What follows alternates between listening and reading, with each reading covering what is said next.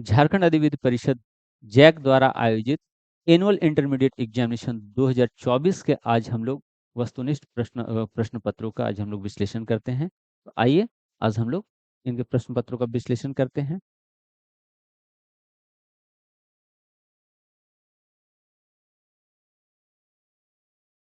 जो पहला इसमें प्रश्न पूछा गया है वह है हड़प्पा सभ्यता का प्रसिद्ध बंदरगाह लोथल किस राज्य में है? Option A Rajasthan, B Maharashtra, C Gujarat और डी पंजाब। प्रश्न क्या है? प्रसिद्ध बंदरगाह लोथल। लोथल एक जो बंदरगाह था यह किस राज्य में अवस्थित है? राजस्थान, महाराष्ट्र, गुजरात या पंजाब। लोथल जो कि एक बंदरगाह है और यह गुजरात गुजरात में अवस्थित है। दूसरा प्रश्न है पाटलिपुत्र की स्थापना किसने की? ए चंद्रगुप्त मौर्य, बी अशोक, सी उदयन, डी बिंबिसार। पाटलिपुत्र की जो स्थापना की है वह है उदयन। उदयन ही जो है वह पाटलिपुत्र की स्थापना करते हैं। तीसरा प्रश्न है पानीपत का प्रथम युद्ध कब हुआ? पानीपत का प्रथम युद्ध कब हुआ? ऑप्शन ए 1516 ईस्वी, ऑप्शन बी 1526 ईस्वी, ऑप्शन सी 1556 ईस्वी और ऑप्शन डी है 1571 ईस्वी। इसका जो सही उत्तर होगा वह पानीपत का प्रथम युद्ध 1526 ईस्वी में हुआ है। पानीपत के नाम से 3 युद्ध लड़े गए हैं। पानीपत का प्रथम युद्ध, पानीपत का द्वितीय युद्ध और पानीपत का तृतीय युद्ध। और ये तीनों ही युद्ध जो हैं वह भारत के इतिहास के लिए बहुत ही महत्वपूर्ण है। पानीपत के प्रथम युद्ध जो है वह 1526 में हुआ था और यह जो युद्ध है वह बाबर और इब्राहिम लोदी के मध्य लड़ा गया था। इस युद्ध में बाबर विजयी होता है और इब्राहिम लोदी हार जाता है। परिणाम स्वरूप यहाँ पर जो है भारत में मुगल साम्राज्य की स्थापना हो जाती है। लोदी वंश समाप्त और भारत में एक नया वंश मुगल वंश की स्थापना होती है। ठीक है, तो ये जो पानीपत का पहला युद्ध है यह दिखा रहा है कि भारत का सत्ता किसके पास होगा।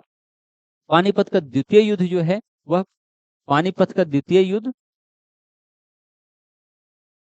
1556 में होता है और यह होता है अकबर वर्सेस हेमचंद्र विक्रमादित्य या हेमू। तो इसमें अकबर नहीं, अकबर की तरफ से जो है उसका सेनापति बैरम खां लड़ता है और हेमू के मध्य युद्ध होता है। ठीक है, ठीक है। आगे प्रश्न है आपका चौथा प्रश्न है धम्म नीति का प्रतिपादन किसने किया? धम्म नीति का प्रतिपादन बहुत बार जैक प्रश्न पूछते रहता है। हमको लग रहा है कि जैक का ये फेवरेट प्रश्न है और बहुत आसान सा भी है। धम्म नीति का प्रतिपादन चंद्रगुप्त मौर्य, अशोक, हर्षवर्धन या समुद्रगुप्त किसने किया? धम्म का प्रतिपादन अशोक ने किया। ठीक है, पांचवा प्रश्न है भक्ति आंदोलन के निर्गुण शाखा भक्ति आंदोलन के निर्गुण शाखा के प्रमुख संत कौन है? मीराबाई, तुलसीदास, कबीरदास या रामदास। ठीक है, जो यहाँ पर प्रश्न आपका है निर्गुण शाखा निर्गुण शाखा निर्गुण शाखा के जो यहाँ पर प्रमुख संत हैं वह है कबीरदास। थोड़ा सा आप लोग और डिटेल से जान लीजिए, हो सकता है कि आपसे अगला प्रश्न पूछ ले कि सगुन के कौन है उपासक। भक्ति आंदोलन में हम लोग देख ले रहे हैं कि 2 प्रकार के संत होते थे, एक सगुन उपासक और निर्गुण उपासक। सगुन में बोलते हैं कि रूप की पूजा भी, गुण के साथ साथ रूपों की भी पूजा हो, ऐसे संतों को बोलते थे सगुन उपासक। जैसे मीरा, तो मीरा वो भगवान कृष्ण को मानती है, उनके रूप को, उनकी मूर्ति को भी साथ में रख करके बोलती है। मीरा है, तुलसीदास हैं, रामदास हैं, ये सभी जितने भी हैं वो सभी जो है भगवान की मूर्ति रख करके पूजा करते थे। वही जो निर्गुण के उपासक हैं वह ईश्वर को निराकार सर्वव्यापी मानते थे और उनकी सिर्फ केवल बिना मूर्ति के ही जो है उनकी आराधना पर बल देते थे। ये था आपका भक्ति आंदोलन के निर्गुण शाखा और निर्गुण शाखा के प्रमुख संत कबीरदास। आपसे नेक्स्ट तैयार रहिएगा, हो सकता है कि आपसे अगला प्रश्न सगुन उपासक से पूछ ले कि सगुन उपासक में कौन है। आपको हम पहले भी बता दिए कि निर्गुण और शगुन दोनों में क्या अंतर है। अगला जो प्रश्न आपसे है वह है ह्वेन सांग किसके दरबार में भारत आया? ह्वेन सांग किसके दरबार में भारत आया? ऑप्शन ए है कनिष्क, बी समुद्रगुप्त, सी चंद्रगुप्त द्वितीय, डी हर्षवर्धन। ह्वेनसांग जब भी याद रहे ह्वेनसांग हर्षवर्धन, जब भी आएगा ह्वेनसांग हर्षवर्धन, ह से हर्षवर्धन, ठीक है। ह्वेनसांग भी ह से शुरू होता है और हर्षवर्धन भी ह से शुरू होता है। मैच करके थोड़ा सा कंफ्यूज रहिएगा, तुरंत उसको जो है हर्षवर्धन करना है। इसी टाइप से एक और भी प्रश्न पूछता है, बहुत बारंबार इसके भी पूछे जाने की संभावना है। एक पूछता है कि फाहियान, फाहियान जो है वह किस शासक के काल में भारत आया था? फाहियान जो है वह चंद्रगुप्त द्वितीय के शासन काल में लगभग 4वीं-5वीं शताब्दी में भारत आए हुए थे और इनका जो उद्देश्य था वह बौद्ध ग्रंथों की खोज, इनका जो उद्देश्य है वह है बौद्ध ग्रंथों की खोज और अध्ययन करना, ठीक है, ये उनका उद्देश्य था। वैसा ही एक और भी है वेनसांग, वेनसांग जो है वह 7वीं शताब्दी में भारत आते हैं हर्षवर्धन के काल में। पहले बोले ह ह वेनसांग हर्षवर्धन, ठीक है। और ये नालंदा में अध्ययन और बौद्ध धर्म के प्रचार के लिए भारत आते हैं, ठीक है। आपका नेक्स्ट प्रश्न है विजयनगर के प्रसिद्ध शासक कृष्णदेव राय किस वंश से संबंधित हैं? कृष्णदेव राय, इनका संबंध किस वंश से है? ऑप्शन ए संगम वंश, बी सालू वंश, सी तुलु वंश और डी अरविड़ वंश। तो जो विजयनगर के प्रसिद्ध शासक कृष्णदेव राय हैं इनका संबंध तुलु वंश से है, तुलु वंश से है। नेक्स्ट प्रश्न है हुमायूं नामा की रचना किसने की? ए हुमायूं, बी हेनरी बेवरेज, सी गुलबदन बेगम, डी अबुल फजल। तो हुमायूं नामा इसकी रचना जो है वह गुलबदन बेगम करती है, जो हुमायूं की बहन होती है। हुमायूं नामा में हुमायूं को देख करके मत टिक कर दीजिएगा। हुमायूं नामा हुमायूं की बहन गुलबदन बेगम है, वो लिखती है, ठीक है, ध्यान रखेंगे। नेक्स्ट प्रश्न है वज्रयान किस धर्म की शाखा है? वज्रयान किस धर्म की शाखा है? ऑप्शन ए बौद्ध धर्म, बी जैन धर्म, सी सिख धर्म और डी हिंदू धर्म। वज्रयान का संबंध है बौद्ध धर्म से, वज्रयान का संबंध बौद्ध धर्म से है। नेक्स्ट प्रश्न है भारत का नेपोलियन किसे कहा जाता है? भारत का नेपोलियन किसे कहा जाता है? ए समुद्रगुप्त, बी अशोक, सी कनिष्क और डी चंद्रगुप्त विक्रमादित्य। भारत का नेपोलियन कहा जाता है समुद्रगुप्त को। बड़ा विडंबना है, भारत के साथ बड़ा विडंबना है कि हम लोग बोलते हैं भारत का नेपोलियन। अरे नेपोलियन का अगर आप लोग हम लोग इतिहास देखते हैं तो नेपोलियन अपने अंतिम युद्ध वाटरलू के युद्ध में हार जाता है और निर्वासित जीवन जीता है, ठीक है। वो जो है वाटरलू के युद्ध में हार जाता है। जबकि अगर हम लोग तुलना करते हैं समुद्रगुप्त का, तो समुद्रगुप्त एक साथ एक ही युद्ध में 12 राजाओं की संयुक्त सेना को हराता है, ठीक है। समुद्रगुप्त काफी ग्रेट है, लेकिन हम लोग क्या करते हैं कि पाश्चात्य का अंधाधुनीकरण करते हैं। अब उन लोग बोल रहे हैं कि बोले भाई भारत का नेपोलियन समुद्रगुप्त। क्वेश्चन तो होना चाहिए कि भाई यूरोप का समुद्रगुप्त किसे कहा जाता है, लेकिन प्रश्न ऐसा ही है। ठीक वैसा ही अगर कभी साहित्य में आता है तो हम लोग बोलते हैं कि भाई भारत का शेक्सपियर किसे कहा जाता है। शेक्सपियर तो सिर्फ केवल सोनेट के लिए जाना जाता है। सोनेट क्या है? 14 लाइन की एक कोई कृति है जिसमें प्रथम 6 और द्वितीय जो है पैरा वह 8 लाइन की होती है। वो सोनेट के लिए जाने जाते हैं, कोई भी लिख सकती है। जबकि अगर कालिदास का अगर हम लोग बात कर लें तो मेघदूतम, कुमार संभवम, मालविकाग्निमित्रम बहुत सारी उनकी कृतियाँ हैं। इन अगर आप इनकी रचना अगर आप देखेंगे, तो इनका एक हमको प्रसिद्ध याद है कालिकसी किल की कलेवदिति काल को। अगर क यूज़ कर रहे हैं तो सब क ही यूज़ करते जा रहे हैं। ये काफ़ी ग्रेट इनका जो कृति है काफ़ी उनसे कहीं ज़्यादा लेवल का है। क्वेश्चन होना चाहिए कि यूरोप का कालिदास किसे कहा जाता है? शेक्सपियर को। लेकिन प्रश्न क्या होता है? यहाँ हम लोग क्या पढ़ते हैं कि भारत का शेक्सपियर किसे कहा जाता है? उसी प्रकार यहाँ पूछ रहा है बोले भारत का नेपोलियन किसे कहा जाता है? हम लोग पढ़ रहे हैं समुद्रगुप्त को। प्रश्न क्या होना चाहिए कि यूरोप का समुद्रगुप्त किसे कहा जाता है? तो वो होना चाहिए नेपोलियन। चलिए जो प्रश्न है उसी प्रश्न के अनुसार पढ़ते हैं। ठीक है? नेक्स्ट है आपका नेक्स्ट प्रश्न है ब्रिटिश ईस्ट इंडिया कंपनी की स्थापना कब हुई है? ईस्ट इंडिया कंपनी की स्थापना कब हुई है? ऑप्शन ए 1600 ईस्वी, बी 1605 ईस्वी, सी 1610 ईस्वी या डी 1615 ईस्वी। तो ईस्ट इंडिया कंपनी की स्थापना 1600 ईस्वी में की गई है। ठीक है। नेक्स्ट प्रश्न है, संथाल विद्रोह के नेता कौन है? संथाल विद्रोह के नेता कौन है? Option A Birsa Munda, B Nilambar Pitambar, C Sidhu Kanhu, D Tilka Manjhi. Santhal विद्रोह जो हम लोग देखते हैं, संथाल विद्रोह जो है वह संथाल विद्रोह 1857 से पहले जस्ट देखते हैं कब होता है, 1856 में। 1856 में यह जो होती है वह 1857 से पहले एक महत्वपूर्ण युद्ध होता है। यह जो है संथाल विद्रोह, इसके प्रमुख नेता सिद्धो, कानू, भैरव, चांद, ये चारों भाइयों ने इस संथाल विद्रोह का नेतृत्व किया था। और इनके अतिरिक्त जो इनकी 2 बहनें थी, फूलो झानो, उन्होंने भी इस आंदोलन में संथाल विद्रोह में महत्वपूर्ण भूमिका निभाए थे। पहला यहाँ हो गया, संथाल विद्रोह के नेता कौन है? सिद्धू कान्हू भैरव चांद। ठीक है। और अगर हम लोग यहाँ पर अगर हम लोग बात कर लें, बिरसा मुंडा, बिरसा मुंडा, ठीक है, यह किससे है संबंधित? आपको ये कमेंट में बताना है। नीलांबर पीताम्बर, यह किस विद्रोह से संबंधित है? ये भी आपको कमेंट में बताना है। और तिलका मांझी, तिलका मांझी का किस विद्रोह से संबंध है? ये भी आपको कमेंट करके बतलाना है। ठीक है।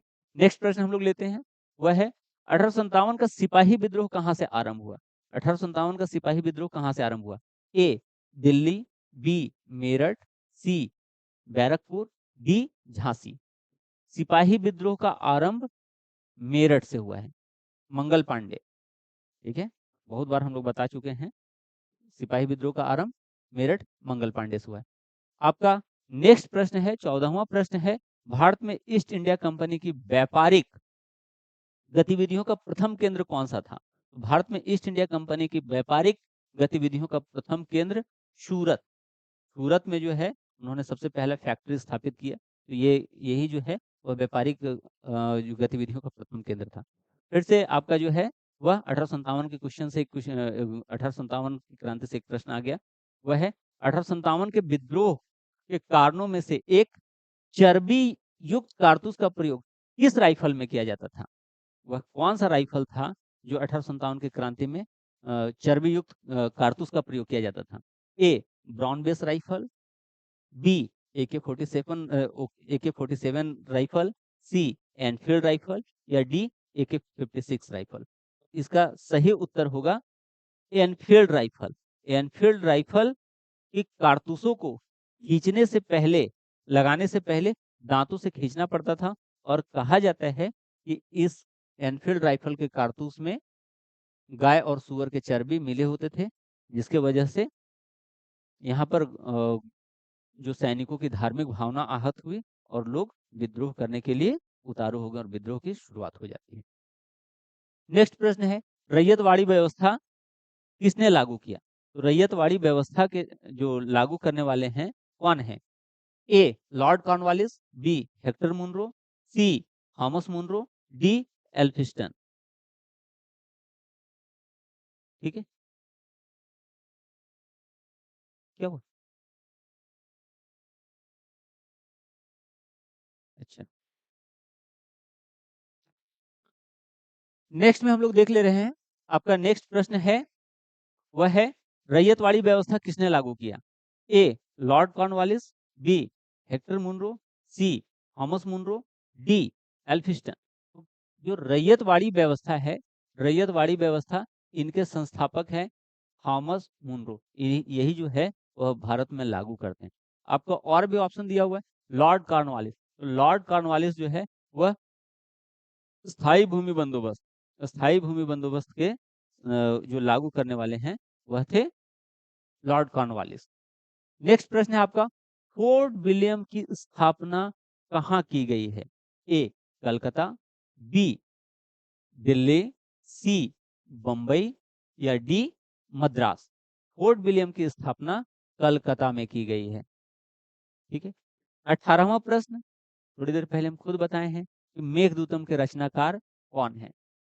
अगर आप लोग ध्यान से सुने होंगे तो अभी तुरंत से एक बार में आप लोग बता देंगे। मेघदूतम, अभिज्ञान शाकुंतलम, ठीक है? तो इसके जो रचनाकार हैं वह कौन है?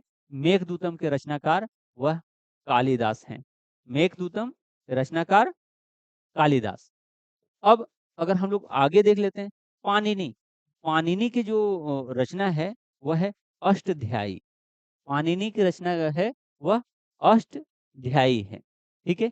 वहीं अगर हम लोग चाणक्य की बात कर लें, तो चाणक्य जो है वह एक प्रसिद्ध पुस्तक जो है वह अर्थशास्त्र लिखे हुए हैं, ठीक है? और भाष, भाष का एक यहाँ दिया हुआ है, तो भाष जो है वह स्वप्न वासवदा, एकदम स्वप्न में ही बहुत अच्छा एक सुंदर कुछ कहानियों का ज़िक्र किए हुए हैं। भास का स्वप्न वासवदा, इसका भी वो रचयिता हैं। नेक्स्ट प्रश्न है, यूनेस्को ने हम्पी को विश्व विरासत स्थल कब घोषित किया? यूनेस्को ने हम्पी को विश्व विरासत स्थल कब घोषित किया? ए 1976, बी 1986, सी 2001, डी 2006। यूनेस्को ने हम्पी को 1986 ईस्वी में 1986 ईस्वी में विश्व विरासत स्थल घोषित किया है। नेक्स्ट प्रश्न आपका है, हड़प्पा सभ्यता के किस स्थान से कांसे की नर्तकी प्राप्त हुई है? ये हमको नहीं लगता है कि शायद इसमें बताने का भी जरूरत है। ए मोहनजोदड़ो, बी हड़प्पा, सी लोथल, डी कालीबंगा। बहुत बार रिपीटेड क्वेश्चन है, तो बहुत बार आपको कितना बार बताएं, कांसे की नर्तकी कहाँ से प्राप्त हुई है? हड़प्पा के किस स्थल से कांसे की नर्तकी प्राप्त हुई है? मोहनजोदड़ो से। मोहनजोदड़ो से कांसे की नर्तकी प्राप्त हुई है। नेक्स्ट प्रश्न है आपका, अगला प्रश्न है, रामायण के मौलिक रचनाकार कौन है? रामायण के मौलिक रचनाकार कौन है? ए तुलसीदास, बी वेद व्यास, सी वाल्मीकि और डी कालिदास। रामायण तुलसीदास नहीं करना है, रामचरितमानस के रचयिता हैं तुलसीदास। रामायण के जो रचनाकार हैं वो है वाल्मीकि। रामायण के रचनाकार हैं वाल्मीकि और तुलसीदास रामचरितमानस के तुलसीदास, वेद व्यास महाभारत के, और अभिज्ञान शाकुंतलम, कुमार संभवम, मेघदूतम, ये सभी के जो रचनाकार हैं वह है कालिदास, ठीक है? और नेक्स्ट में हम लोग प्रश्न देख रहे हैं, संथाली भाषा में विद्रोह को क्या कहा जाता है? संथाली भाषा में विद्रोह को वह हूल कहा जाता है। अन्य शब्दों पे अगर हम लोग चर्चा करते हैं, सेंदरा, पशुओं को घेर करके शिकार करना। अगर पशुओं को घेर करके शिकार करते हैं तो इसको हम लोग सेंदरा कहते हैं। झूम, झूम कृषि, एक ही जगह जो है जंगल को साफ करके फिर वहां कृषि कार्य करना, फिर अगले जगह कृषि कार्य करना जंगलों को साफ करके, ऐसी पद्धति को झूम कहा जाता है। और उल गुलान, तो मुंडा में जो होता है ना, उसको उल गुलान, मुंडा में विद्रोह या क्रांति को उल गुलान कहा जाता है, ठीक है? नेक्स्ट प्रश्न है, भारतीय राष्ट्रीय कांग्रेस के प्रथम अध्यक्ष कौन है? भारतीय राष्ट्रीय कांग्रेस के प्रथम अध्यक्ष कौन है? A Dadabhai Naoroji, B Umesh Chandra Banerjee, C Gopal Krishna Gokhale, D A वो सिंह। तो आपके जो है भारतीय राष्ट्रीय कांग्रेस के प्रथम अध्यक्ष, भारतीय राष्ट्रीय कांग्रेस के प्रथम अध्यक्ष डब्ल्यू सी बनर्जी, उमेश चंद्र बनर्जी हैं। और इसके जो संस्थापक है, कांग्रेस के संस्थापक, वो है ए वो सिंह। ये एक अंग्रेज अधिकारी होता है, सेफ्टी वॉर्ड के रूप में कांग्रेस की स्थापना की जाती है। अब आगे जो प्रश्न है वह है, हड़प्पा सभ्यता से संबंधित R37 क्या है? हड़प्पा से संबंधित R37 क्या है? एक औजार, एक कब्रगाह, एक सड़क संरचना या एक स्थल? तो HR जो है, HR37, ये जो है वह एक कब्रगाह है। कब? यहाँ पर नेक्स्ट प्रश्न है, इब्न बतूता कहाँ से भारत आया था? इब्न बतूता कहाँ से भारत आया था? ए पुर्तगाल, बी अरब, C Baghdad, D Morocco. Ibn Battuta Morocco से भारत आया हुआ है। मोरक्को का वासी था और वो भारत आया। नेक्स्ट प्रश्न आपका है अगला, वह है, साबरमती का संत किसे कहा जाता है? A Dadabhai Naoroji, B Jawaharlal Nehru, C Mahatma Gandhi, D Motilal. Sabarmati का संत, यही तो साबरमती का आश्रम जहाँ से दांडी यात्रा शुरू होती है, तो ये जो है वह साबरमती का संत महात्मा गांधी को कहा जाता है। 27वां आपका प्रश्न है, स्वराज पार्टी के संस्थापक कौन थे? स्वराज पार्टी के संस्थापक कौन थे? ए महात्मा गांधी, बी मोतीलाल नेहरू, सी चितरंजन दास और डी बी और सी दोनों। तो हम लोग देख ले रहे हैं स्वराज पार्टी के संस्थापक क्या लगता है कौन है? महात्मा गांधी?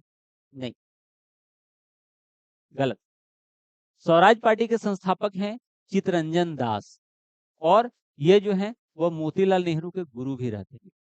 जो स्वराज पार्टी की जो स्थापना किए हैं वह चितरंजन दास और मोतीलाल नेहरू, ये दोनों करते हैं स्थापना। यहाँ पर आपको ऑप्शन दिया हुआ है बी और सी दोनों, इसलिए सही उत्तर होगा आपका बी। इन लोग दोनों मिल करके जो है वह असहयोग आंदोलन के बाद जब विधानसभाओं के बहिष्कार की बात की जा रही थी, उसी समय इन्होंने स्वराज पार्टी की स्थापना की थी। ठीक है, आपका अगला प्रश्न है, भारत में सर्वप्रथम सोने का सिक्का किसने जारी किया? ए मौर्य, बी सुंग, डी सी इंडो ग्रीक और डी गुप्त। तो भारत में सर्वप्रथम सोने का सिक्का इंडो ग्रीक ने जारी किया था। ठीक है, हिंद यूनानियों ने जो है वह सोने का सिक्का जारी किया था। नेक्स्ट प्रश्न है आपका, गांधी जी का राजनीतिक दर्शन या विचारधारा किस पुस्तक में वर्णित है? Young India, Hind Swaraj, Indian opinion या माय एक्सपेरिमेंट विथ ट्रूथ। तो इनका जो है राजनीतिक दर्शन, गांधी जी का राजनीतिक दर्शन वह हिंद स्वराज में वर्णन किया गया है। और ऐसे ही प्रश्नों के उत्तर पाने के लिए आप हमारे YouTube चैनल को, और आप उसको इससे पहले भी आप देख सकते हैं। आपको बहुत सारी हम लोग चैप्टर वाइज प्रत्येक चैप्टर के 50-50 प्रश्नों का हम लोग MCQ क्वेश्चन बना करके दिए हुए हैं, तो आप वहां से देख सकते हैं। कहीं से भी आपकी तैयारी छूटेगी नहीं, तो गारंटी है कि एक भी प्रश्न इससे बाहर नहीं पूछे जाएंगे। और अगर आपको अच्छा लग रहा होगा चैनल को, आप समझ ही रहे हैं आगे क्या करना है। ठीक है, लाइव स्ट्रीमिंग आने के लिए आपको पहले भी होता है, आपको सभी करके रखेंगे ताकि आपको तुरंत से आपको वीडियो मिल जाए। ठीक है, नेक्स्ट प्रश्न हम लोग देख ले रहे हैं, वह है हड़प्पा सभ्यता का भारत में स्थित सबसे बड़ा स्थल कौन सा है? तो हड़प्पा सभ्यता का भारत में सबसे स्थित जो बड़ा स्थल है वह है राखी गढ़ी। ये था आपका 2024 के आए हुए प्रश्न पत्रों का विश्लेषण। हम लोग आगे चैप्टर वाइज किस चैप्टर से कौन कौन से प्रश्न पूछे गए हैं वो सभी बताएंगे, और वो एग्जाम से जस्ट पहले हम लोग बताएंगे आपको कौन कौन सा लॉन्ग शॉर्ट अब कैसे लिखे, इन सभी का हम लोग प्रैक्टिस करवाएंगे। तो आप लोग चैनल के साथ बने रहिए, चैनल का नाम यहाँ पर लिखा हुआ है, तो आप लोग चैनल के साथ बने रहिए। बहुत बहुत धन्यवाद।